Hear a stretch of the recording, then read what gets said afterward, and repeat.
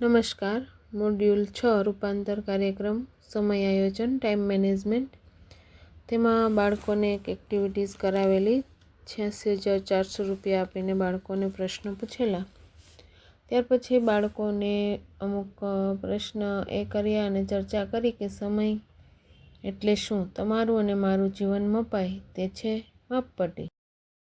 चलो बेटा, आ गीत में तमने શું શીખવા મળ્યું? કઈ સમજમાં આવ્યું? જિંદગી કે સફર में गुजर जाएंगे. આ ગીતમાં જેમ કીધું સૂરજ ઉગે છે અને ચાંદો ઢળે છે, એમ સમય વયો જાય છે અને આપણે કોઈ એક ફ્રેન્ડ હોય એ વયો જાય પછી સામે આપણે 1000 ફ્રેન્ડ મળી જાય ને તો પાછો એ ફ્રેન્ડ ન મળે, એટલે આપણે સમયની કદર કરવી જોઈએ ને. અચ્છા, તને શું સમજમાં આવ્યું આ ગીત પરથી? આપણે સમયની સાથે જ ચાલવું જોઈએ. જો સમય વયો જશે ને તો આપણે પાછળ રહી જશે.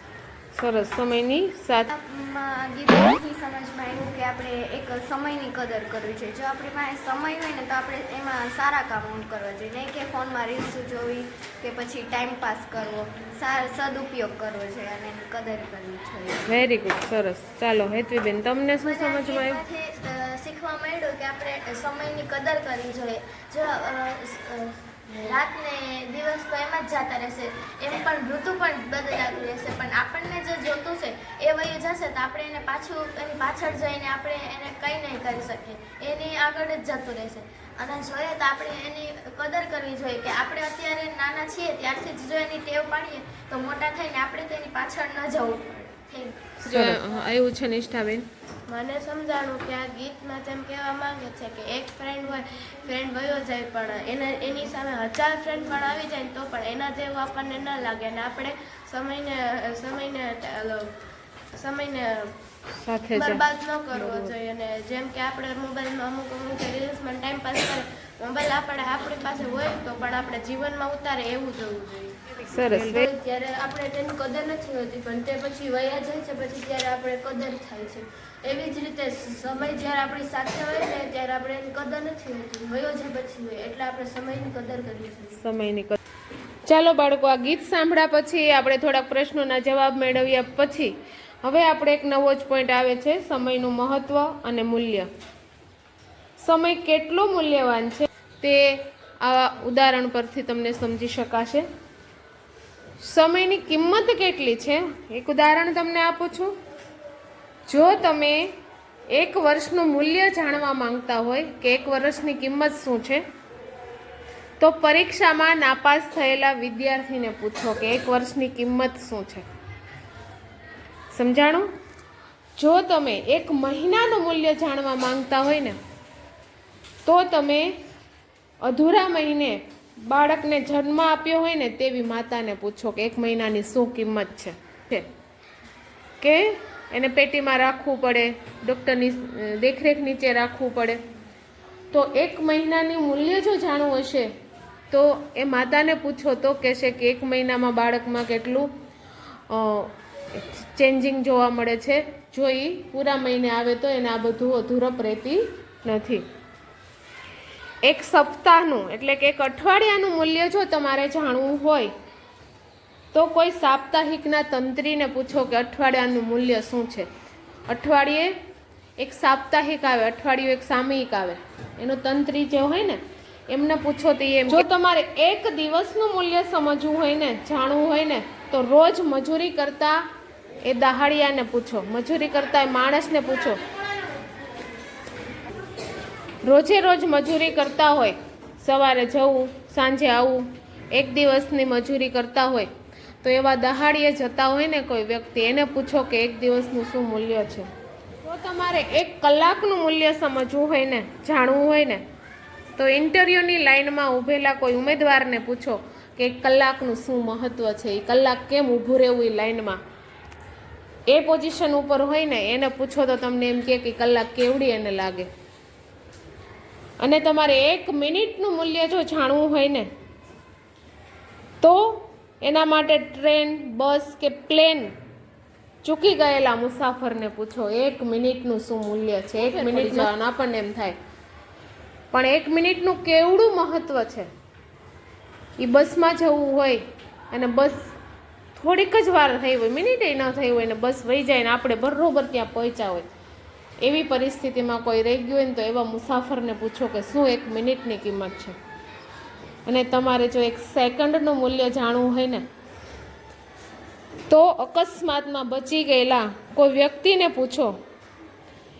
1 મિલી સેકન્ડનું મૂલ્ય જો જાણવું હોય ને 1 મિલી સેકન્ડ, સેકન્ડનું પણ 1 મિલી સેકન્ડનું મૂલ્ય જાણવું હોય ને તો ઓલિમ્પિકના એક રનરઅપ્સને પૂછો કે 1 મિલી સેકન્ડનું શું મહત્વ હોય. એની પાછળ જ પગ મૂક્યો હોય છતાં એ સેકન્ડ ઉપર આવી જાય, થર્ડ ઉપર આવી. તો ઓલિમ્પિકમાં જે રમનાર રનરઅપ હોય એને પૂછો તો તમને કહે કે આ મિલી સેકન્ડનું આ મહત્વ છે. તો આ સમયનું મૂલ્ય છે બેટા. 1 વર્ષ, 1 મહિનો, 1 દિવસ, 1 કલાક, 1 મિનિટ, 1 સેકન્ડ ને 1 મિલી સેકન્ડ આપણા જીવનમાં હરેક સેકન્ડ, દરેક સેકન્ડનું મૂલ્ય અનમોલ છે. એ મૂલ્ય આપણે સમજતા નથી ને એટલા માટે આપણે ગુમાવીએ છીએ. આના પરથી આપણને સમજાય છે. તમને કંઈ સમજાણું આના પરથી કોઈને? ચાલો, શું સમજાણું? કોઈને સમજાણું છે? સરસ. હેતવીબેન, શું સમજાણું બેટા? કે આપણે સમયનું આયોજન રાખવું જોઈએ અને સમયનો વેડફવો ન જોઈએ. સમય વેડફવો ન જોઈએ. Very good. શું સમજાણું તમને? કિંમતી છે. ખૂબ જ કિંમતી છે. સોના કરતાંય કિંમતી છે. સોનું તો હજી સસ્તું છે પણ સમય. ચાલો, તમને યશવીબેન? સમય એ ખૂબ કિંમતી છે. આપણે તેનો વેડફાટ ના કરવો જોઈએ, એનો સદુપયોગ કરવો જોઈએ. સરસ. Very good. હાલો, કાવ્યાબેન? સમય એકવાર વયો જાય તો પાછો ના આવે એટલે આપણે સમયનું આયોજન કરવું જોઈએ અને સમયને બગાડવો ન જોઈએ. સરસ. Very good. હાલો, ખુશીબેન?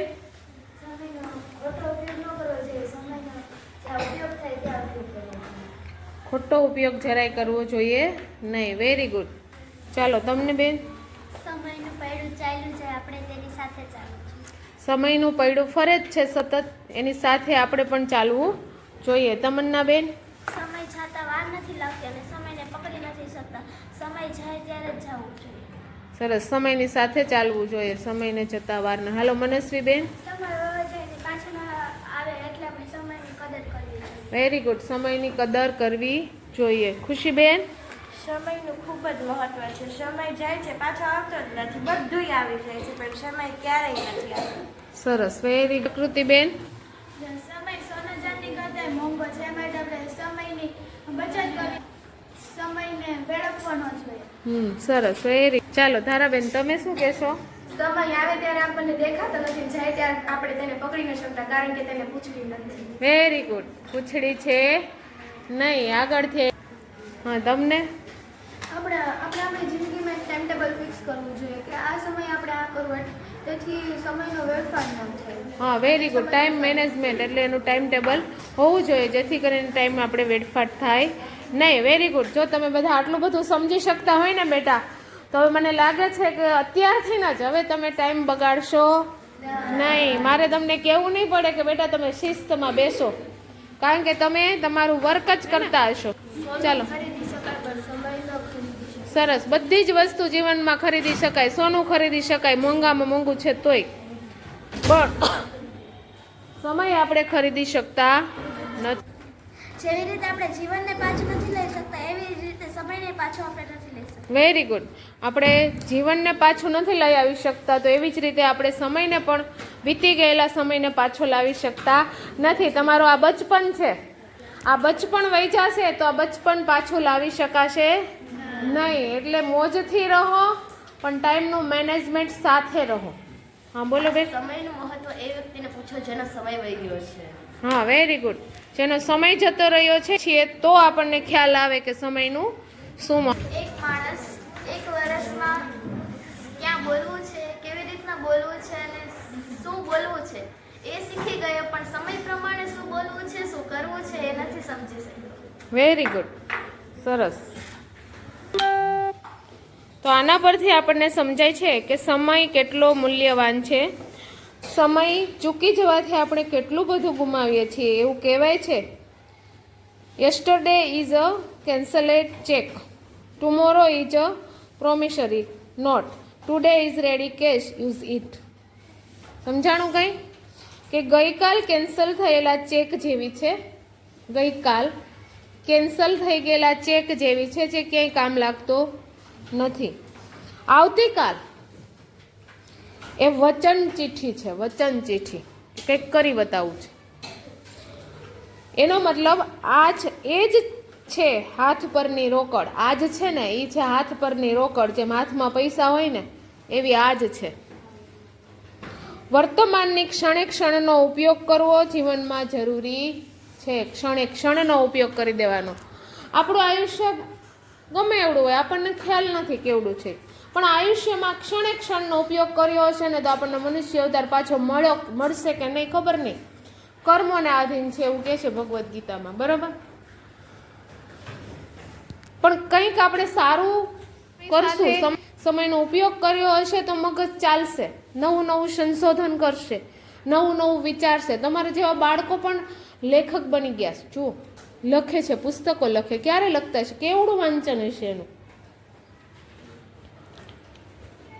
તો એક હિસાબ એ પણ કરી લઈએ કે આપણો સમય ક્યાં વેડફાય છે. એક રસપ્રદ સંશોધન તારણ કાઢવામાં આવ્યું છે. 70 વર્ષની સરેરાશ જિંદગીનું એક સર્વેયું કાઢવામાં આવ્યું છે. આપણો સમય આપણે ક્યાં વાપરીએ છીએ તેમાં 27 વર્ષ ઊંઘવામાં. 70 વર્ષનું જો આયુષ્ય હોય ને તો લખજો બધા, 27 વર્ષનું આયુષ્ય, એમાં આપણે આપણો સમય ક્યાં કાઢીએ છીએ, ક્યાં પસાર કરીએ છીએ, ક્યાં વાપરીએ છીએ. જુઓ, 70 વર્ષના આયુષ્યમાં કોઈ માણસ 27 વર્ષ જીવે ને તો સમયનું એક રસપ્રદ એક તારણ કાઢવામાં આવ્યું છે. આપણા સમયનું, સમય ક્યાં વાપરીએ છીએ આપણે તે.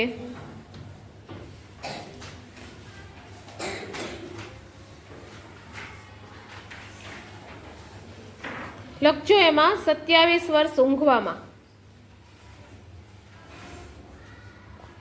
70 વર્ષ જીવીએ ને તો 27 વર્ષ તો આપણા ઊંઘમાં જાય, કારણ કે ઊંઘવું તો બહુ ગમે, અતિશય ગમે, સૌથી વધારે એ જ ગમે, હે ને? કેટલાને ગમે? સરસ. ઊંઘ પણ જરૂરી છે, બરોબર. ઊંઘવું જ જોઈએ, કારણ કે મગજને શાંતિ જોઈએ, શરીરને પણ શાંતિ જોઈએ. 4 વર્ષ જમવામાં ને ખાવા પીવામાં. કેટલી વાર લગાડીએ જમવામાં? ક્યાંક બહાર જવું હોય તો ન લગાડીએ, બાકી મમ્મીએ ભાવતું ભોજન ન બનાવ્યું હોય તો કેટલી વાર લાગે. ભાવતું ભોજન બનાવ્યું હોય તો પાછો ટાઈમ ઘટી જાય. તો આ 70 વર્ષના આયુષ્ય જીવનમાં આપણે 4 વર્ષ તો જમવામાં કાઢીએ. હિસાબ કરીએ ને તો 5 મહિના ટ્રાફિક સિગ્નલ પર રાહ જોવામાં. ગાડી લઈને જતા હોય, ચાલીને જતા હોય, રસ્તો બંધ હોય ને તો 4 વર્ષ આપણે ટ્રાફિક સિગ્નલની રાહ જોવામાં પસાર કરીએ.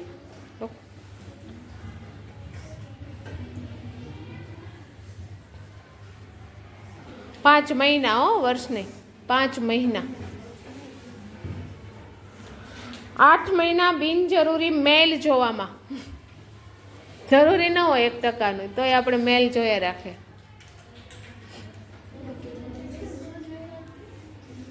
8 મહિના બિનજરૂરી મેલ જોવામાં.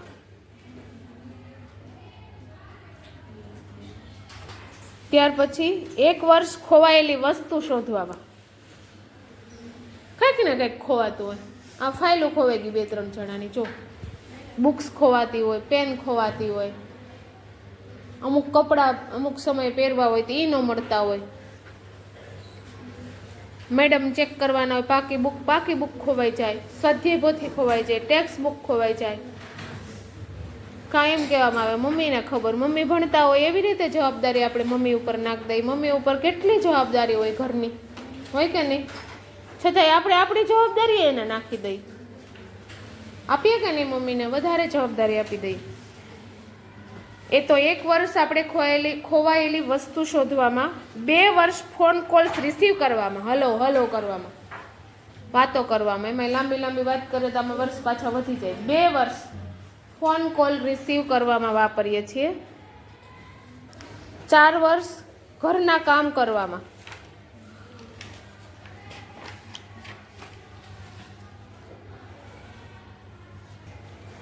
5 5 વર્ષ સ્ક્રીન અને સોશિયલ મીડિયામાં વાપર્યા. કાંઈ જરૂરી ન હોય તો સોશિયલ મીડિયા આપણને જોવું તો એટલું ગમે. 5 વર્ષ આપણે સ્ક્રીન અને સોશિયલ મીડિયામાં.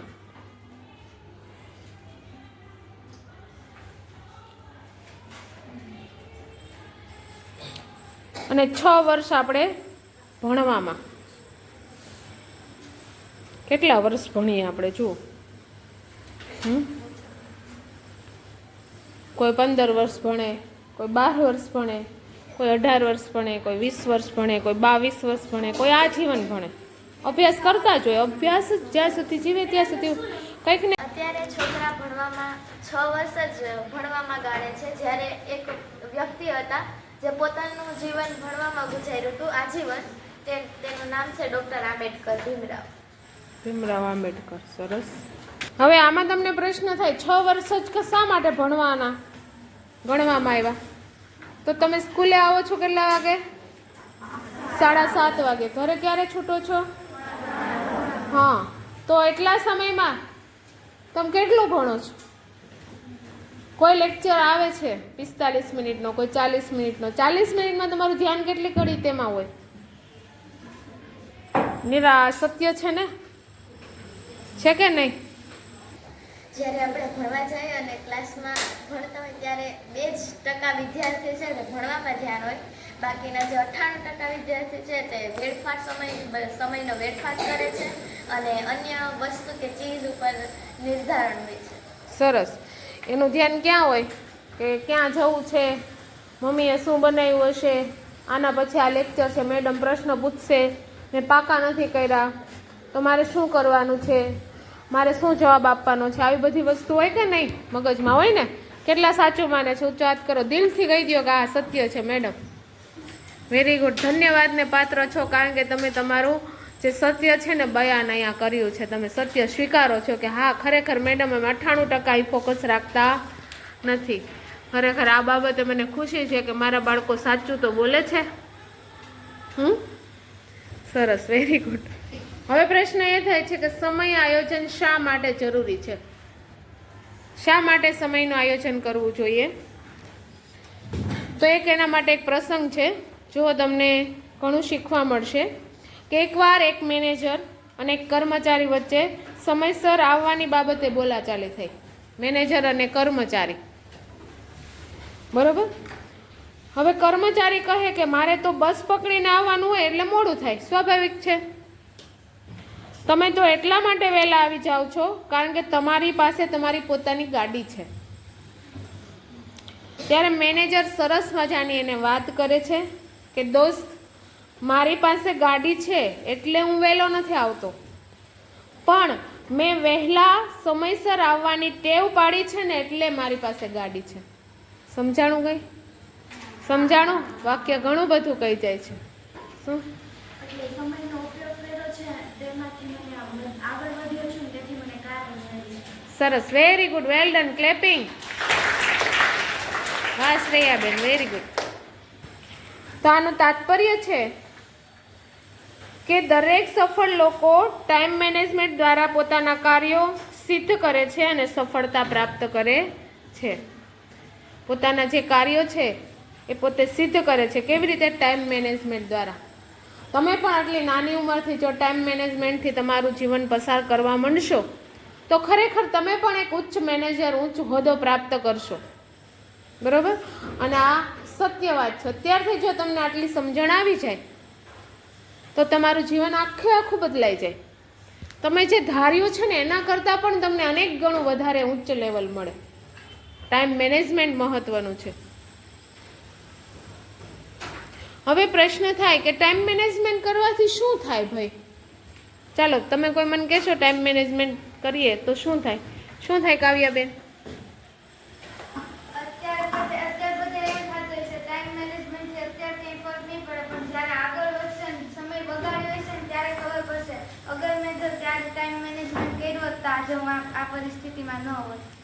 સરસ. Very good. ચાલો બેન આગળ. ટાઈમ મેનેજમેન્ટ કરીએ તો એનાથી શું ફાયદો થાય? ટાઈમ મેનેજમેન્ટ કરીએ તો આપણે જે સમય વધ્યો છે તેમાં નવું ઘણું બધું શીખી શકીએ અને સમયનો વેડફાટ પણ ના થાય. સરસ, ઘણું બધું શીખી શકાય. ખુશીબેન, શું થાય ટાઈમથી? સમયનો સદુપયોગ કરવી તો જ્યારે સમય વધેલો સમય હોય તેના દ્વારા આપણે નવી વસ્તુ બનાવી શકીએ અને વસ્તુ નવું નવું શીખી શકીએ. સરસ, વેરી ગુડ. ટાઈમ મેનેજમેન્ટ આપણે કર્યું હશે તો આપણે જે ધાર્યું હશે લક્ષ્ય તેના સુધી આપણે પહોંચી શકશું. ધારેલું લક્ષ્ય પ્રાપ્ત કરી શકશું. ચાલો પ્રકૃતિબેન. આપણે સમયનો બરબાદ ન કરીએ અને આપણે કંઈક સમયને વેડફીએ નહીં તો આપણે આપણો ટાઈમ મેનેજમેન્ટ છે તે સરખો ચાલે અને આપણે કંઈક નવું પણ શીખી શકીએ. સરસ, વેરી ગુડ. જો પ્રકૃતિબેનના હાથમાં વાગ્યું છે છતાંય એને આરામ કર્યો નહીં અને અભ્યાસ માટે આવ્યા છે તો ચોક્કસ કંઈક મેળવશો. બરોબર? ચાલો, તમે શું કહેવા માંગો છો બેન? આપણે સમયની અત્યારે કિંમત નથી કરતા પણ આગળ જાય તો આપણને એની કિંમત થાય કે અમે આ સમય એમ ન જવા દઈએ. હા, સરસ. સમય તમને ચારમી બેન શું કહેવા માંગો છો? ટાઈમ મેનેજમેન્ટ કરવું જોઈએ. આપણે ટાઈમ મેનેજમેન્ટ કરીએ તો બાકીની જે કલાક વધે છે એમાં આપણે કંઈક નવું શીખી શકીએ. સરસ. ટાઈમ મેનેજમેન્ટ હોય તો બાકીની કલાકમાં આપણે કંઈક નવું શીખી શકીએ. ચાલો, તમે શ્યામા બેન. આપણે સમય આયોજન કરવું જોઈએ જેનાથી આપણે જે સમયમાં કાંઈ પણ આપણે જે લક્ષ્ય ધાર્યું છે તે આપણે સમય આયોજન કરશું તો તે પછી જે વેડફાઈ ગયેલો સમય છે અને એના પછીનો જે સમય આવશે એમાં આપણું જે લક્ષ્ય ધારેલું છે તેમાં આપણે આપણું ધ્યાન કેન્દ્રિત કરીશું. સરસ, વેરી ગુડ. ચાલો, આપણે ટાઈમ ટેબલ બનાવશે તો આપણે જે સમય વેડફાય છે બરબાદ થાય છે સમય બરબાદ પણ નહીં થાય પણ જો એકવાર સમય વયો જશે તો આપણને આગળ જતા એમ થશે કે આ સમયમાં મેં આવી રીતની થોડીક મહેનત કરી તો આજે હું અહીંયા આનાથી ક્યાંય ઊંચું. સરસ, વેરી ગુડ. તમે આયુષીબેન. સમયનો આપણે વેડફાટ કરશું ને તો આપણે કંઈ કામ નહીં આવે. જો સમય વધશે તેમાં આપણે કંઈક નવું શીખી શકશું. સરસ. હેતવીબેન. આપણે સમયની કદર કરવી જોઈએ અને સમયનો વેડફાટ ન કરવો જોઈએ જેથી આપણે જે ધ્યેય સિદ્ધિ છે આપણે હાસિલ કરી શકીએ અને માતા પિતા વડીલો તેમજ ગુરુનું પણ ઊંચનું નામ રોશન કરી શકીએ અને આ સ્કૂલનું પણ નામ રોશન કરી શકીએ. સરસ, વેરી ગુડ. ચાલો, આપણે એવું લાગે કે અટાણે આપણું બચપન છે તો આપણે એટલી મહેનત કમે કરી દઈએ પણ જો પછી તમને ખબર પડે તો જ્યારે મેં મહેનત કરી હતી હું આ પરિસ્થિતિમાં ન હતી. સરસ, વેરી ગુડ. પછી શું ફાયદો થાય? તો જીવન ધ્યેય સિદ્ધ થાય છે. લખજો કે સમય આયોજન કરવાથી શું થાય? જીવન ધ્યેય સિદ્ધ થાય છે. બીજું છે શિસ્તબદ્ધ જીવનશૈલી અપનાવી શકાય છે. ત્રીજું છે આપણા દરેક કાર્યો સારી રીતે અને નિયત સમય મર્યાદામાં પૂર્ણ કરી શકીએ. આપણી કાર્યક્ષમતા અને ઉત્પાદકતા વધે છે. કાર્ય કરવાની ક્ષમતા વધે છે અને ઉત્પાદકતા એટલે જે કાંઈ કાર્ય કરતા હોય એની જે આપણને જે મળવું જોઈએ યસ મતલબ એનું જે આપણું પ્રમાણ સફળતા જે મળવી જોઈએ એ વધારે મળે છે. અભ્યાસમાં નિયમિત રહી શકીએ છીએ. દરેક બાબતે ક્યારેય કમ્પ્લેન કોઈ મેડમની આવતી નથી. આથી સારું પરિણામ પણ આવે છે. આપણા માટે મહત્વનું શું છે અને બિનજરૂરી શું છે તે સમજી શકાય છે અને કયા કામ માટે કેટલો સમય ફાળવવો તે પણ નક્કી કરી શકાય છે. સમયનું આયોજન કરવાથી કોઈ પણ કાર્યમાં છેલ્લી ઘડીએ દોડાદોડી કરવી પડતી નથી. ક્યારેક ટેસ્ટ હોય તો આપણે આજે ટેસ્ટ હતી વાંચ્યું નથી, એક્ઝામ આવે અથવા તો ટેસ્ટ હોય ત્યારે સાંજે આપણે બુક ખોલીને બેસીએ. એક પેરેન્ટ્સનો મને ફોન હતો કે આટલું બધું કરાયું તો ક્યારેક ઘરે આવીને વાત જ નથી કરતા સ્ટુડન્ટ. તો પછી ઇમરજન્સીમાં સાંજે એમ કે મમ્મી આ ડ્રોઈંગ બનાવીને કાલ જવાનું છે તો મમ્મી કે મારે કેવી રીતે એને કરવું, સવારમાં તો આવવું હોય. તો આવી રીતે પણ થાય. પછી એન્ડ સમયે દોડાદોડી કરવી પડે છે. ટાઈમ મેનેજમેન્ટથી સ્ટ્રેસ મેનેજમેન્ટ પણ થઈ શકે છે. Stress management. ચાલો હવે પછીનો પોઈન્ટ આવે છે આપણો સમય શા માટે વેડફાય છે. શ્યામાબેન, શા માટે આપણે ટાઈમ વેસ્ટ કરીએ છીએ? તો હવે એ પ્રશ્ન હા બોલજી, શા માટે વેડફાય? આપણે સમય વેડફીએ છીએ કેમ કે આપણી પાસે એકાગ્રતા નથી. જો વેરી ગુડ. કામમાં એકાગ્રતા રાખીએ તો આપણો સમય અને આપણું ધ્યાન બીજે ન જાય. સરસ, વેરી ગુડ. ચાલો હવે એના આન્સર હું જ આપીશ.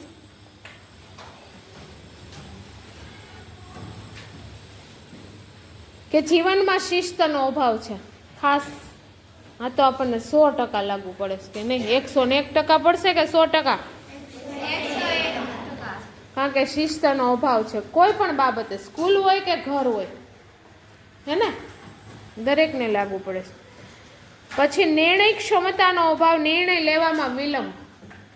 હું આમ કરું કે ન કરું, હું મમ્મીને પૂછીને કરું, પપ્પાને પૂછીને કરું, મારી બેનપણીને પૂછીને કરું, મારી ફ્રેન્ડને પૂછીને કરું, આમ કરાય ન કરાય, કેટલી બધી વાર લાગે. નિર્ણય લેવામાં અભાવ, એને કારણે થોડોક સમય તો એમાં જ વયો જાય. કાર્યને વિલંબમાં મૂકવાનું કારણ, રહેણી કહેણી જીવનશૈલીમાં વ્યવસ્થા, ગોઠવણનો અભાવ. અમુક જીવનશૈલી છે જેમાં આપણું ટાઈમ મેનેજમેન્ટ થઈ શકતું નથી, એને કારણે રહેણી કહેણી જીવનશૈલી અમુક એવી છે કે જેમાં આપણો સમય વેડફાઈ જાય છે. દિવા સ્વપ્ન જોવામાં સમય વેડફાઈ જાય છે. આ ખાસ એક દિવા સ્વપ્ન બુક છે, ક્યારેક વાંચવાનો સમય મળે તો વાંચજો. સમજાણું? એમનેમ દિવા સ્વપ્ન જોવાથી કંઈ વળશે નહીં. યોગ્ય ટાઈમ મેનેજમેન્ટ હશે, પહેલાં તો આપણી અંદર શિસ્ત હશે તો ટાઈમ મેનેજમેન્ટ આવશે.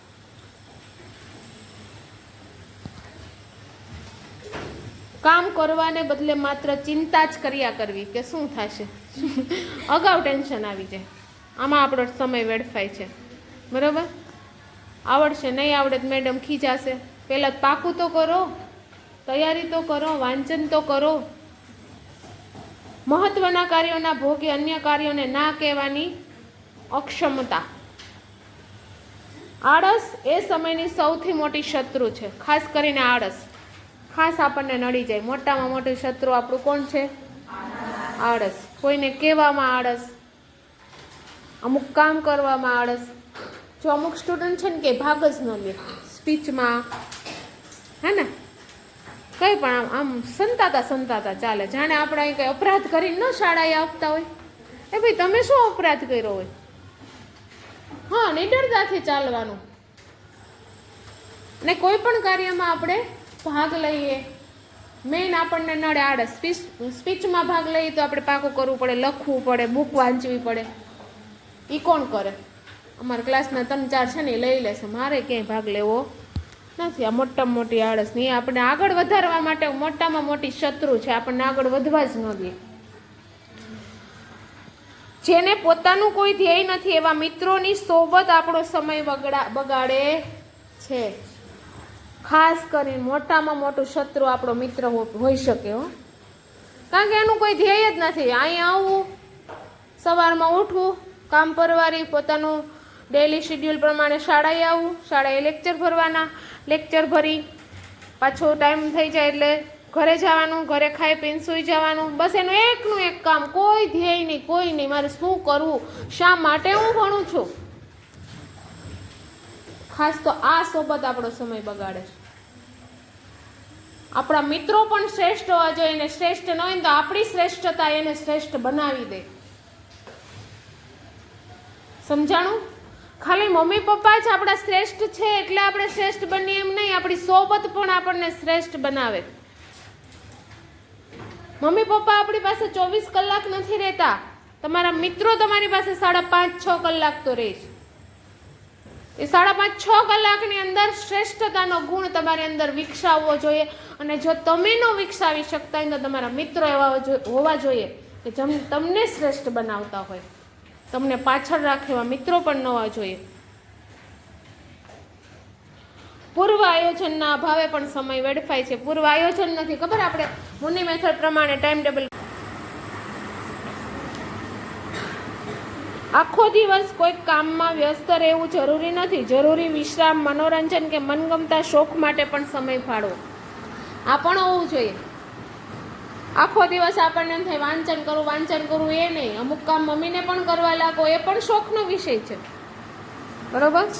સાથે આરામ કરો, મનોરંજન કરો થોડી વાર, એ પણ જરૂરી છે જીવન માટે. મનગમતા શોખ પૂરા કરો. સમય વેડફનારા કાર્યોનો સમય ઘટાડી તમારા મહત્વના છે તે કાર્યો એમાં વધારે સમય આપો. તમારી માટે જે મહત્વનું છે ને, ત્યાર પછી આપણે જોઈએ છીએ અત્યારે ઇલોન મસ્કની ટાઈમ મેનેજમેન્ટની એક મેથડ છે, ટાઈમ બ્લોકિંગ. જોઈએ ને, આ મેથડ દ્વારા દૈનિક કાર્યનું આયોજન રોજ કરવાનું છે ને આયોજનનો અમલ પણ કરવાનો છે.